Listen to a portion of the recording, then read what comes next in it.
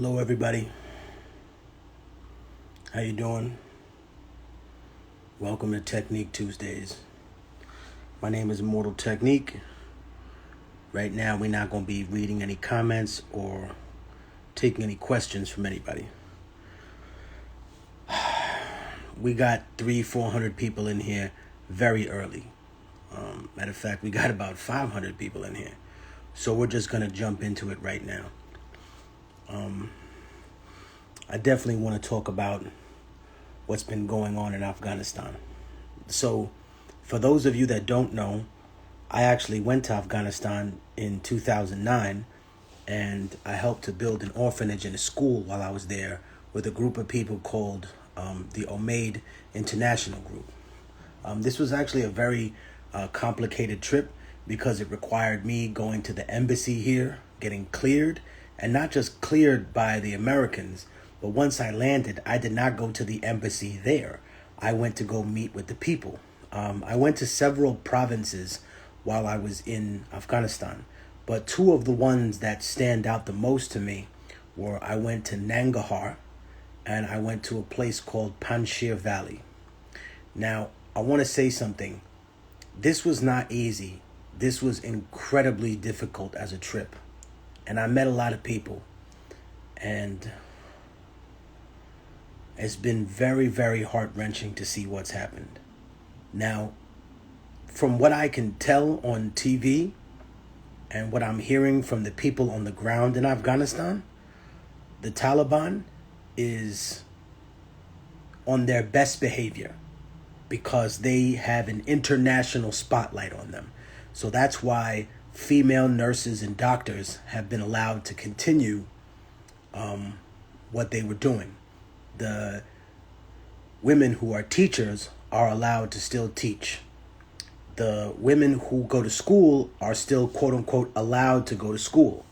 But the majority of people in Afghanistan that are there fear that the moment that the United States press disappears, right?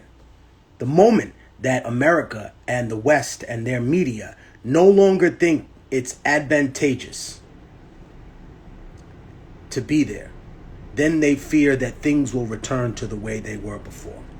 However, there are some indications also that the Taliban that exists now wishes to try and foment a different relationship. For example, for those of you that don't understand, the Taliban were radicalized by a Wahhabist sect, so they are Sunni Muslims, and for a long time they've had conflicts constantly with the Shia that live in Afghanistan.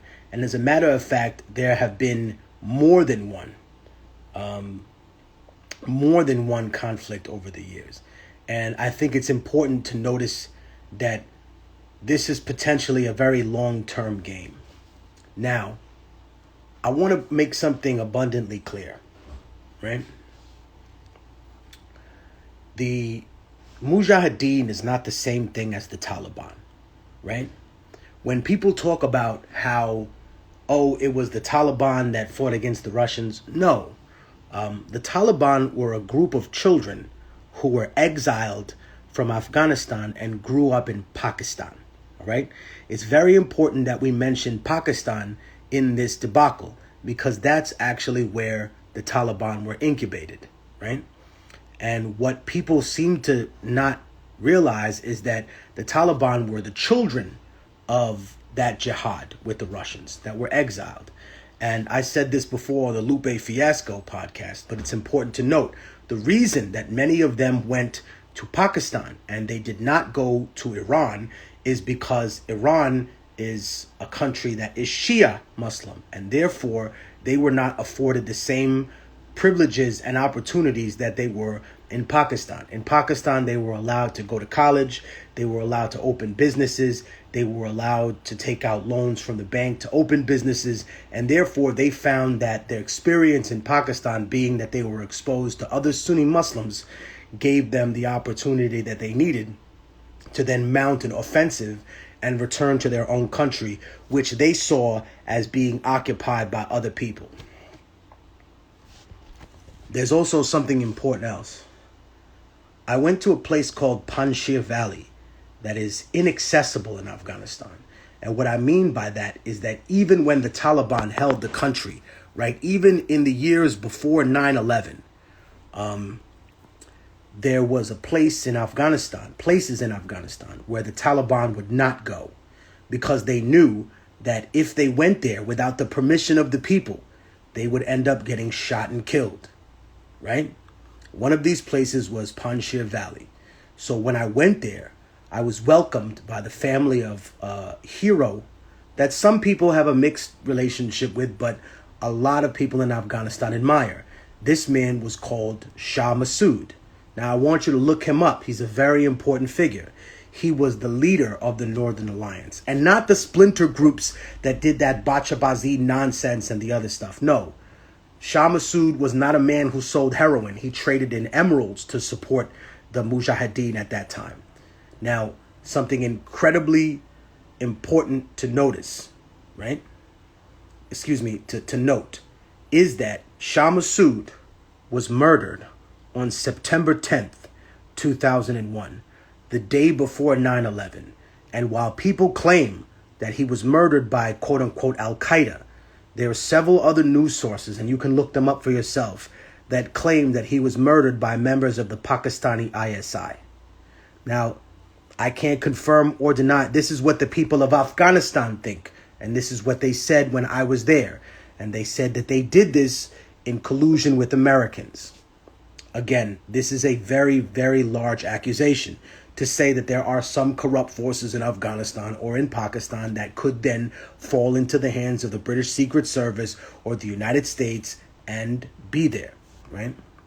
One interesting thing to note about this government that's come to power now and the Taliban that has come to power, they are in talks with Shah Massoud's son, and Panjshir Valley has not risen up against them, meaning that they believe now that the war is over and that they may negotiate a peace, and that if the faction of Northern Alliance that belongs to Shah Massoud and his family agree to create peace with whatever provincial government exists, it will be if Shah Massoud's son and that faction is given a voice in government. That's what is on the table. That's what's being negotiated right now as we speak. They're negotiating whether they're going to have a civil war again or not. Now, a lot of people are just talking without understanding the situation in Afghanistan. Now, I spoke to people in Kabul today. I've spoke to people in Afghanistan this entire week. I wanted to hear from them. I did not want to hear from CNN or Fox or any of these other stupid news channels that have an agenda that will say, oh, we messed up. I think everyone who's watching this live knows that America and Russia and all the other people that have occupied Afghanistan didn't go there to free anybody. They went there to pilfer natural resources and steal from the people and then pretend like they couldn't put together a government. Also, let me clarify some other things. When people talk about the Afghan army, right, and how they surrendered, right? I see this on CNN. I saw this on MSNBC. I saw this on Fox. They were saying the Afghan army surrendered. Let me clarify something for you. About half the Afghan army hadn't been paid in over 6 months. They had weapons, but they didn't have ammunition for the weapons. They weren't being paid. They weren't being backed. And the United States made it very clear, right, that they would not support them. So what incentive did the people in the Afghan army have to fight against them? Let me ask that again. If the United States Marines or the Army hadn't gotten paid in 6 months, right? Now, who oversees the checks? The Afghan government. Who runs the Afghan government? The United States. So if you haven't gotten paid in 6 months, are you going to risk your life to fight the Taliban? This is my question to the public, right? This is my question to you people that are watching this now. Now, I'm hopeful that it doesn't descend into chaos, but I want to be honest with you. I have no love for the Taliban. right? I heard about the atrocities that they committed while they were there. Do you understand? But I also know that the people that are supposed to bring freedom to places, right? The people that were there to supposedly overthrow the Taliban, the United States was supporting a series of warlords, right?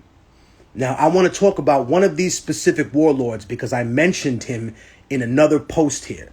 There is a man who simply escaped to Uzbekistan, right? The Afghan government and the Taliban that are now uniting as one, right? They gave a pass to Hamid Karzai, right? They gave a pass to Hamid Karzai. Do you know why they gave a pass to the CIA agent that is Hamid Karzai? Do you understand why the Taliban gave him amnesty? The Taliban gave Hamid Karzai amnesty because they intend to make a deal with the CIA and the United States for the natural resources that are in their country. So before you ask me, oh, you don't support the Taliban? Are you with the United States invasion? No, you fucking coward, idiot. They're the ones doing a deal with the CIA right now. The Taliban has to do a deal with the CIA and the American government. Do you understand now? They have to, because otherwise the country will try and attack and take the natural resources. It is very clear to all the Afghans that the deal that the United States had and other Western countries had with the provincial government that exists now in Afghanistan was canceled because they didn't like the rates. And now the Taliban will offer them better rates for the natural resources. Do you understand? Do you get it now? Do you see? Even in failure, the United States has options, right? Whether it's a capitalist or a communist government, what you do not understand is that when people go to places, right? When people go to places, they don't ever bring freedom to people. They take their natural resources. Do you understand? Thank you very much. One of these people that used to work for the United States was called General Dostum, right? Now, General Dostum is famous because he was reported several times by different news outlets, although United States buried these stories. General Dostum was called out because he was selling people to the CIA and the American government under the guise that they were Taliban fighters.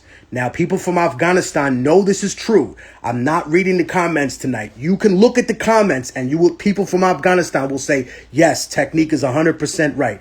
General Dostum was selling people to Bagram Air Force Base where they would be tortured later on and killed. And the reality is that many of these people were not Taliban, right? They were not Al-Qaeda. They were simply political rivals, or they were people that would not sell their businesses to General Dostum and his men. So he was kicked out of Afghanistan. They will not offer him sanctuary. Do you understand?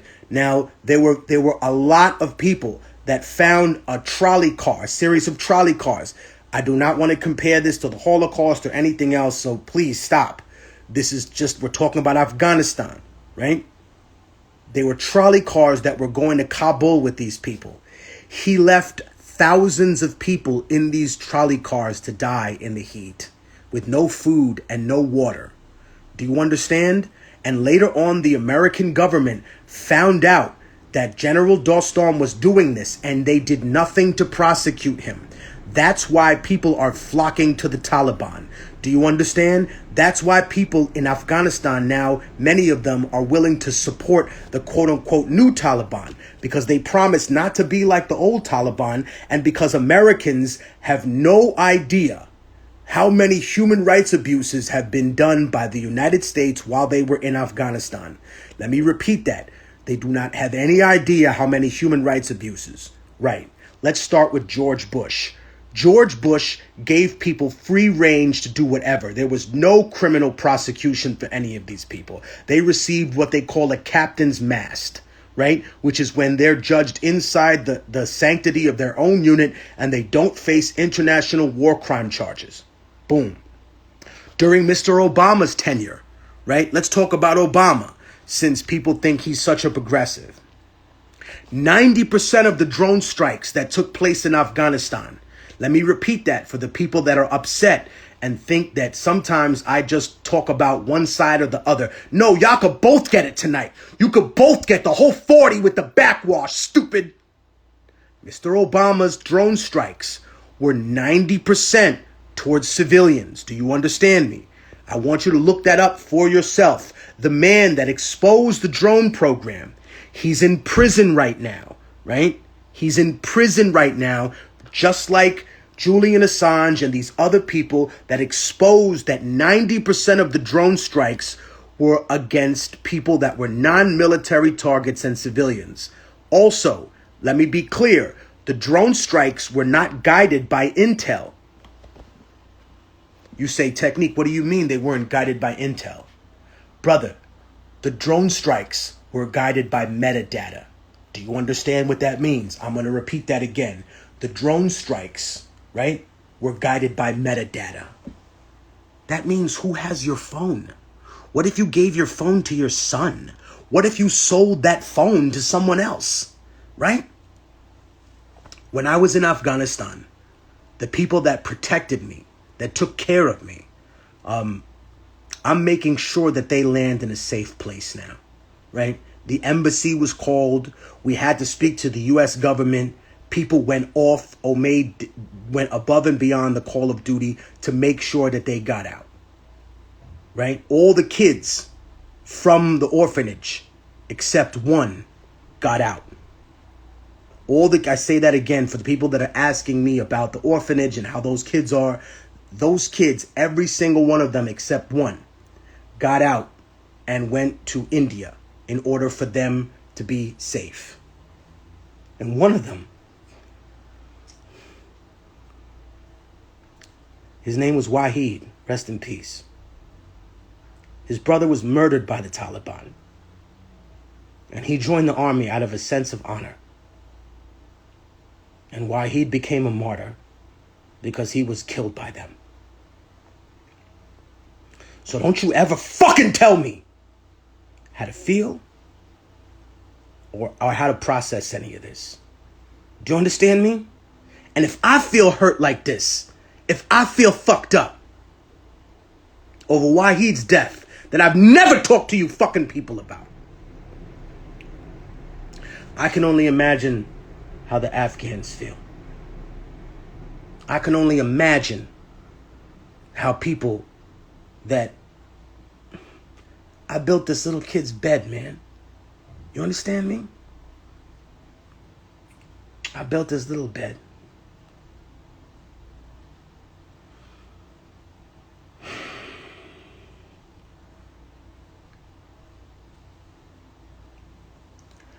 I don't want there to be a civil war in Afghanistan. I do not want to justify a United States presence. I do not want to glorify the Taliban. I do not want to glorify the United States invasion. None of them deserve to be glorified, okay?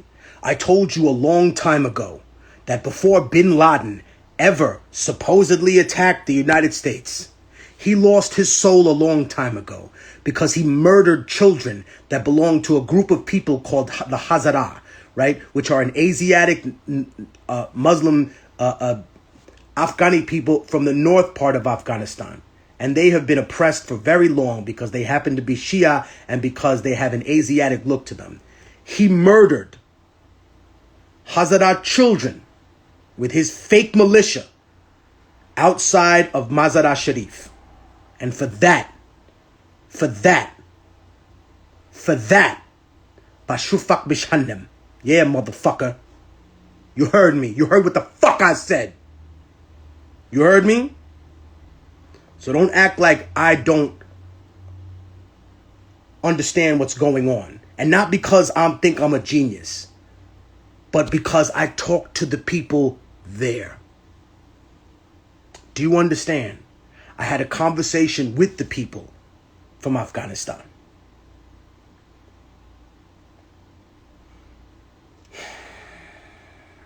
It really, really, really hurts me to see that so many people all of a sudden now pretend to care about the women of Afghanistan, right? You pretend to care about the children of Afghanistan.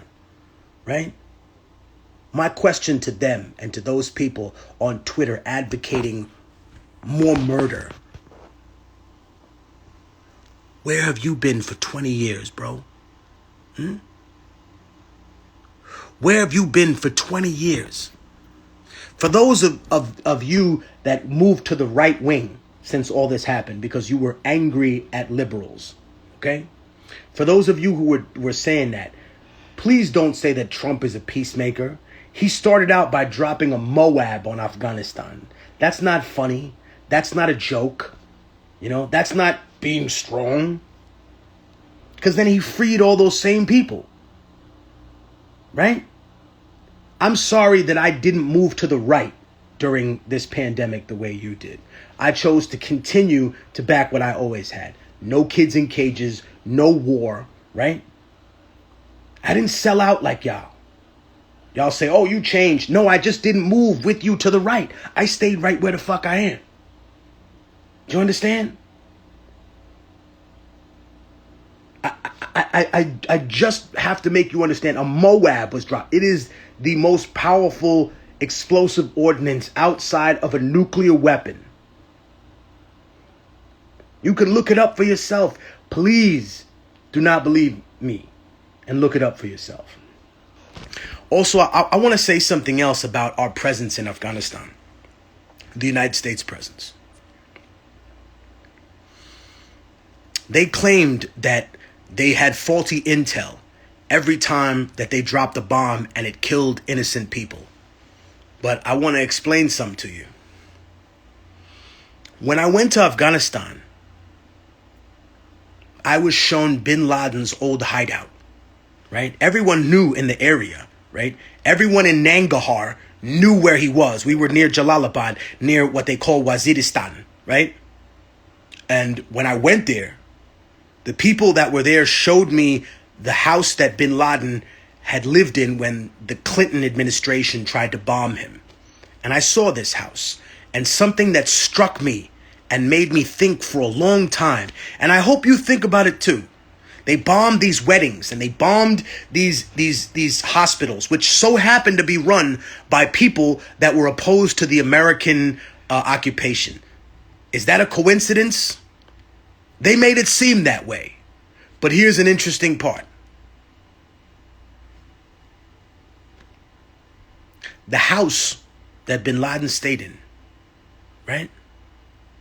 They bombed not only the room that he was in, but they bombed the side of the room that his bed was in.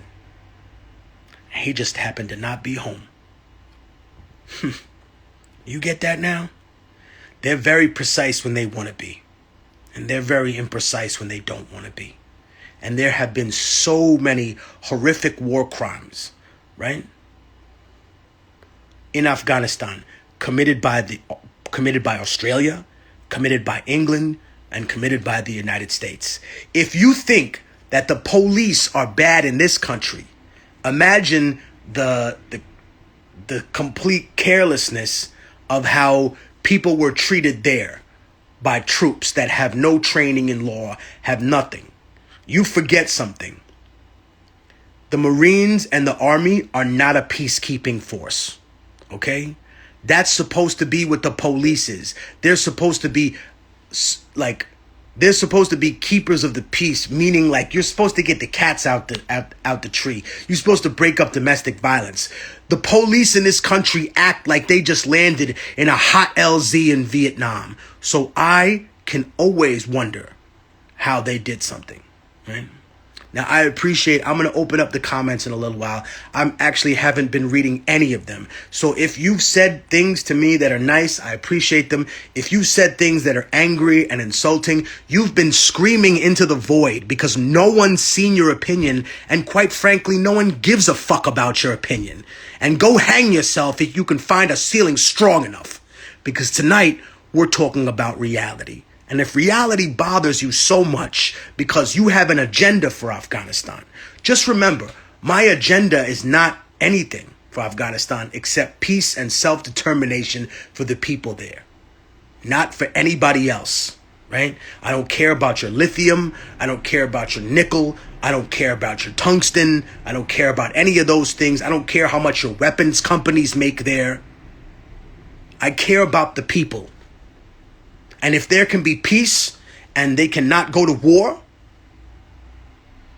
I'm happy for them.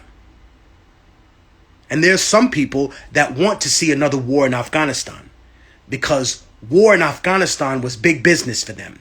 When they say we lost $20 trillion in that war, $2 trillion over 20 years, that money didn't go to the people of Afghanistan.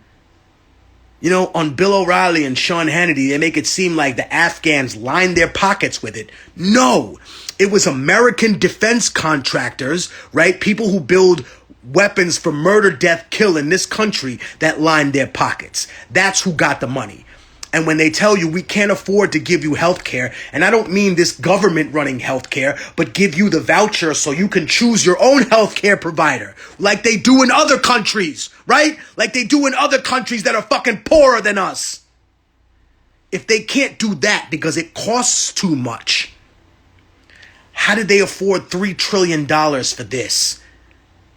It's because they were getting a kickback so they could pilfer the natural resources. That's it, brother. I hate to say it like that, but that's exactly what happened.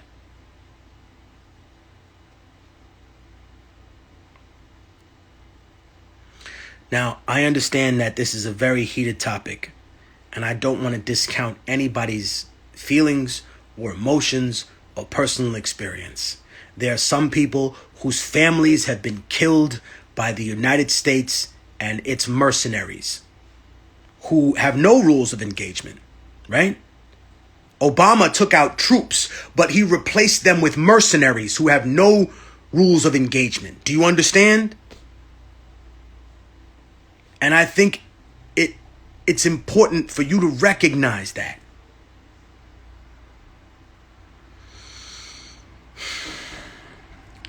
I cannot begin to fathom the pain and struggle that people are feeling.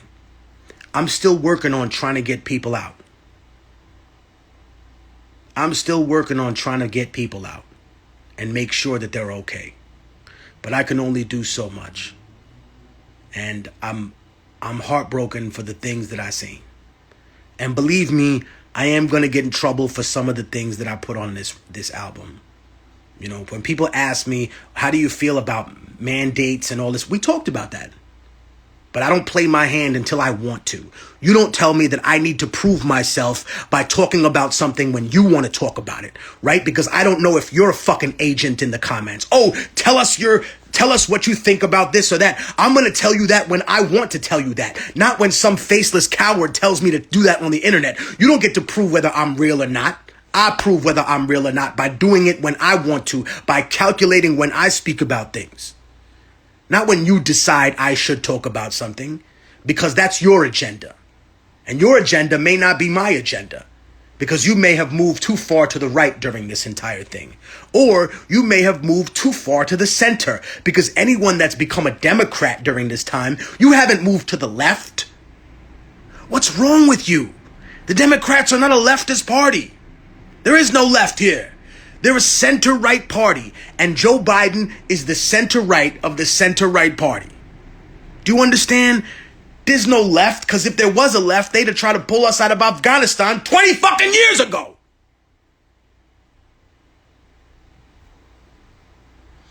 I'm not this idiot that romanticizes this shit. Do you understand? If there was a left in this country, they'd have pulled us out 20 fucking years ago. We have a right wing and we have a center right in this party. And you'll notice that the Democrats didn't move to the left. They moved to the right. Why? Because they're trying to bite out the Republican fan base that doesn't want to go with the crazy Trump people, with the fucking religious nuts. They think they can take that fan base and incorporate them with the centrists here. Don't you see the writing on the wall?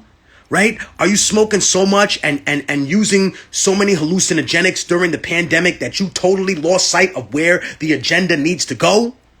They're not moving to the left. You're not fighting imaginary communism. You're fighting unbridled capitalism brought to you by corporations.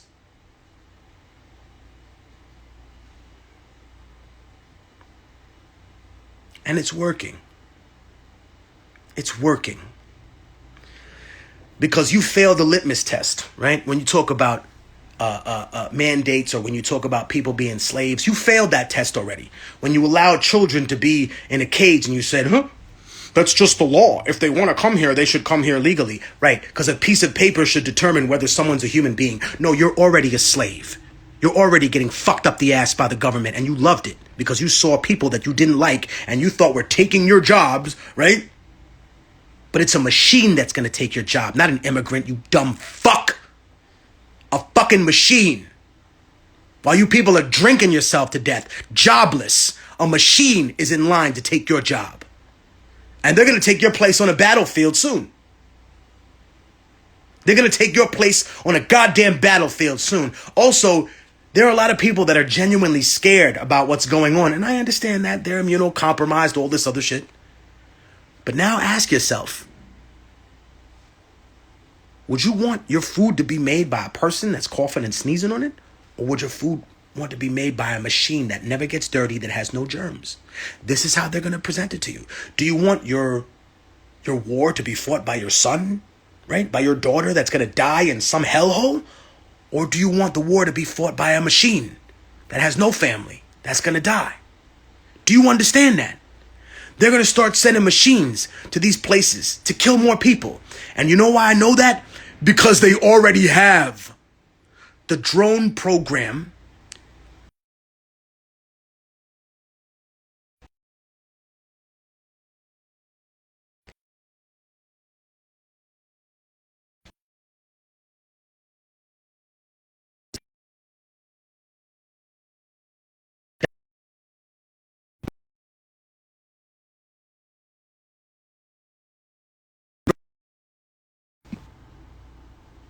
were civilians. Do you understand? 90%. 90%. Can you hear me now? Check. 1, 2.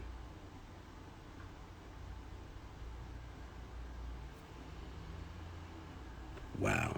They're saying that. Hold on, let me turn this up. Can you hear me now? Great. I don't know what happened. The audio got cut off out of nowhere. But 90%, I'm going to say that again, even if I get cut off, even if they chop this down, 90% of the people that were hit by drones were civilians. And half of them were women and children. Do you understand? So, look, now I see the comments. I see this brother that's in the comments that I know, Mr. Checkpoint. He does a lot of work around police abuse. So can you imagine what a foreign army does to a country? The way they abuse the people, the way they don't care about their lives? Do you understand that now? Do you get how that works?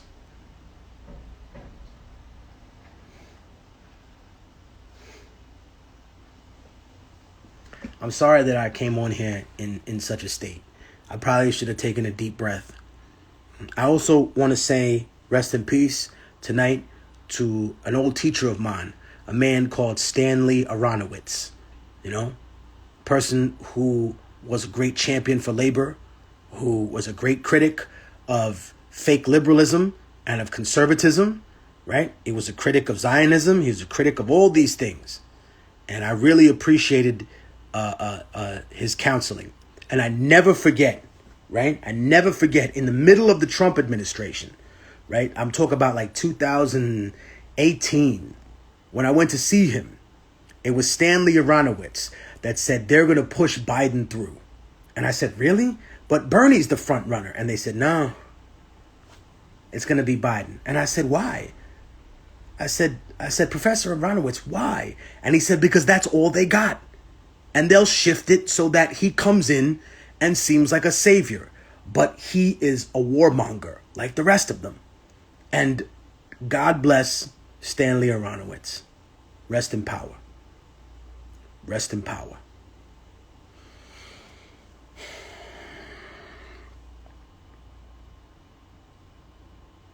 I'm going to save this live because I think it's important to hear. And I'm going to give it to you people. And I want to kind of end this conversation with something that I had a talk with on the ground with the people of Afghanistan. There's another chess move for the United States. If they can create a functional relationship with whatever Taliban is now, there are two jihads to be had. One in China for the Muslim Uyghurs, and one from Sunni extremists, if they should so choose to be in Afghanistan, to have against Iran. Likewise, Iran will try to make a deal with the Taliban to ensure the safety of the Shia there. And the Chinese are eager to create a new relationship with the government that exists right next to theirs. I just want to share this with you. Imagine if Russia or China overthrew Mexico or Canada and invaded those countries. Do you understand that's what we did when we invaded Afghanistan, which is right next to China, literally shares a border? Do you realize that that's what we did when we invaded the Ukraine? Do you understand that? This has been our new age Vietnam. This has been our new age Vietnam. And the rest of the world powers are happy to see this happen. But they're also planning, because those natural resources are everything. Do you understand? Those natural resources, the nickel, the tungsten, the lithium, the copper, the rare gems, right? Emeralds by the ton. More emeralds than fucking Colombia. And more heroin than anywhere else in the world.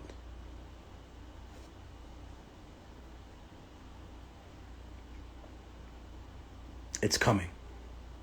It's happening. The world is burning. There's another cargo. There are 3 more cargo planes being ordered by this guy who I follow on here called Quentin Quarantino. He's like a meme artist. And he's actually organized 3 more plane loads of Afghans that are on these lists. Now, let me be very clear. During the reign of this government, the atrocities committed against certain people were not just done by American forces. They were done by people who worked for the Americans. These people, like General Dostum, are not being offered amnesty. Karzai is being offered amnesty. And I just told you why. Because as a former member of the CIA, as he worked for Halliburton, for Dick Cheney. Jesus Christ, do the fucking knowledge. He's being kept around so he can broker a deal with the CIA, and so he can broker a deal for the natural resources of there. Plus, he's an old man, and they say that they would look crazy killing him. Again, Hamid Karzai, who is only the president of Afghanistan because Shah Massoud was murdered on the day before 9/11. That's it. That's it.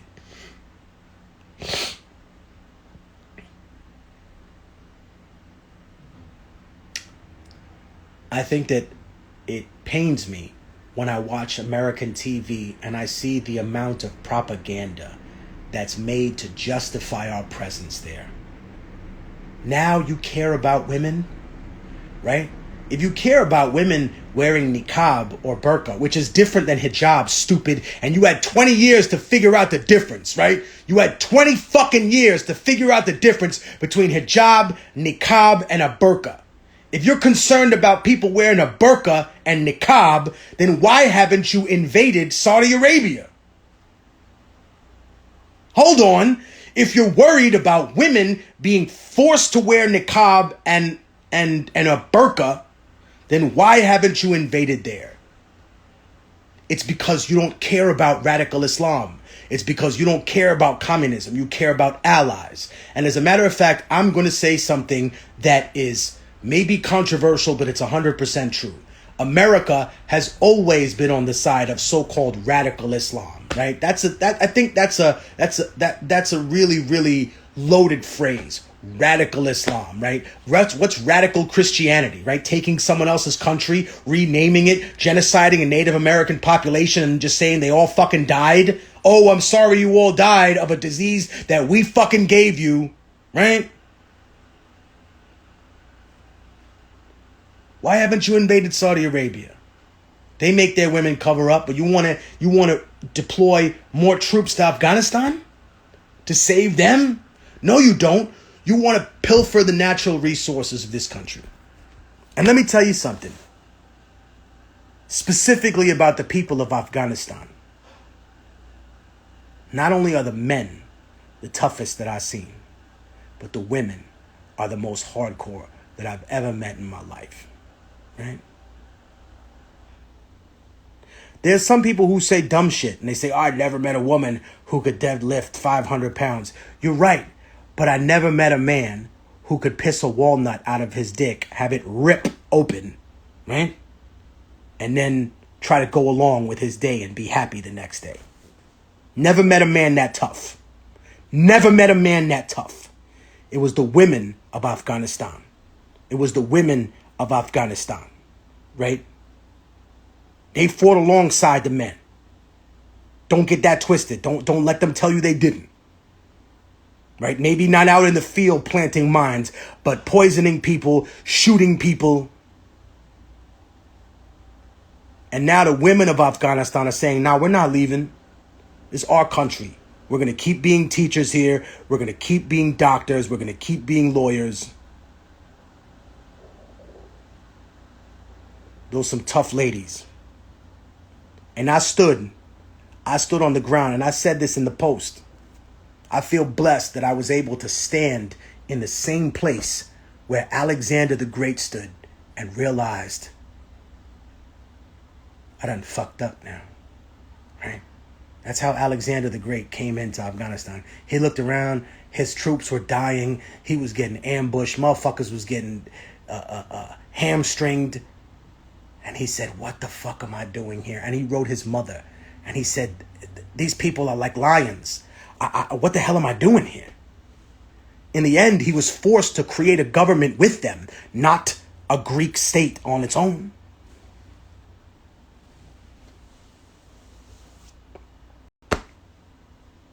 There's some tough ladies. And it was the women that convinced me to come out there and build the orphanage, right?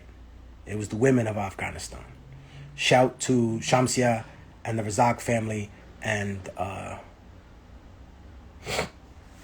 the Razaki family. And of course, I want to give a big shout out to Omaid International and everybody that helped donate to this and everyone who bought the Third World, because you were a part of that too. And I just want to say something else. I said this on the Lupe podcast, but it's important because I went to the University of Kabul and I met a man who was a professor, and he was in his 40s and he was a skinny little guy, right? And, you know, he crossed his legs and he had a manicure and everything. And someone would look at him and judge him just by his outlook, right? Tight jeans and shit like that. And I asked him, not to be disrespectful, but just because I honestly wanted to know. I asked him, I said, sir, what did you do during the jihad against the Russians? And you know what the professor told me? He said that the RPG teams work in twos. One man that fires the RPG and the other one that holds all of the missiles on his back.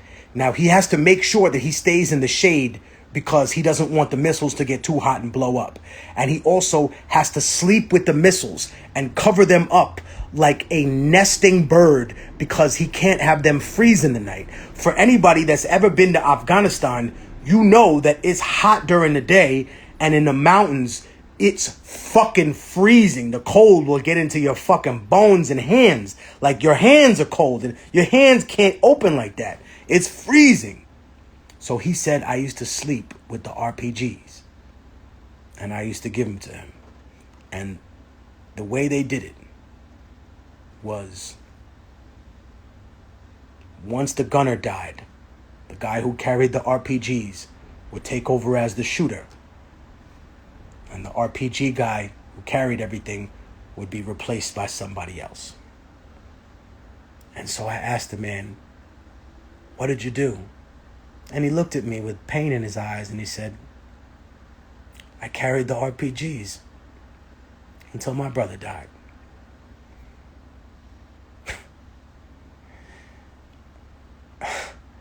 Every time I hear people talking in this country about how they oppressed, I think about how lucky you are to have what you have, bro. You turn your faucet and water come out, right? You can go to any place in this place. Sure, I know organic food is a little scarcer in the hood, but you can go to a chicken spot. You can go anywhere where they actually sell food.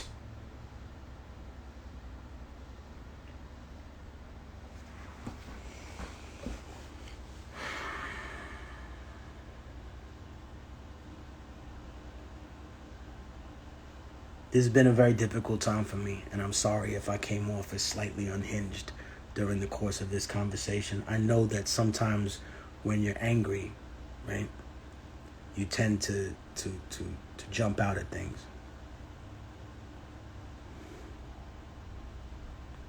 And sometimes people tend to really try to oversimplify a problem, as if it was just the Taliban committing atrocities. Yes, they did. Yes, they deserve to be held accountable for the atrocities they committed. Absolutely, 100%. But the American forces committed atrocities too. They murdered people for sport. There were kidnappings, rapes, assassinations. This wasn't nation building. This was surgery with a chainsaw. I said it before. This is what you got. Trillions of dollars wasted that could have been spent on an infrastructure, but they didn't want to build you an infrastructure. They just wanted cheap natural resources. They wanted to use Afghanistan like everybody else had. So I'm just going to tell the people of the diaspora, the Afghans around the world, and the people that truly care for human beings, right? Whether they be Muslim brothers and sisters, or they just be people that just say, hey man, I care about you. I don't share your religion or your beliefs, but I care about you. I want to tell those people, man, that I feel your pain, even though I can only feel a glimpse of it. And if it hurt me to see a friend of mine or a kid that I built a bed for die, I can't imagine how much it hurt you to see your family members die. And if somebody killed my brother or killed my father, man, we would never have peace. Do you understand? That's what that shit is like out there. Somebody kills your brother or your father or drops a bomb on your mom. And you're expected to thank them for coming to free you. From what? Free you from what? From having a fucking family? Both of these sides have taken advantage of the people there.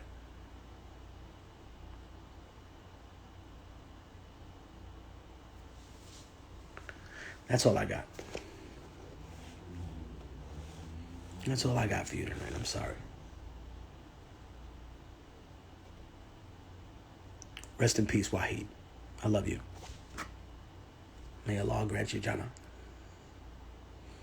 I hope you're there right now. Even if I have doubts about religion or spirituality, I hope you're at peace. And for those people who say, oh, the album's never coming out.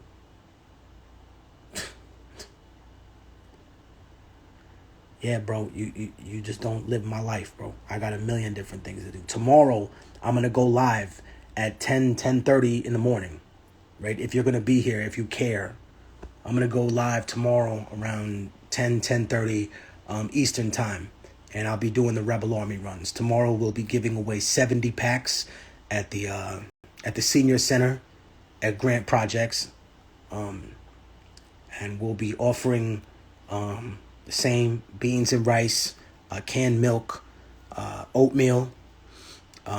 We have chicken sausage, no pork products. And then we have other stuff, Pedialyte, diapers, and we have feminine products for women. And then on top of it, we sometimes bring waters in case it's a hot day. So we still out here, bro. You know? And for those people that are saying, oh, man, you know, you got a charity that's taken away from doing a record. Brother, I'm going to be nice for the rest of my life. Do you understand this? My lyrical abilities are going to be nice for the rest of my life. For the rest of my life, I'm going to be nicer than whoever the fuck you think is nicer than me. So I'm always going to be able to do that. But the people here are struggling, and I got to make sure they're all right. But believe you me, I will definitely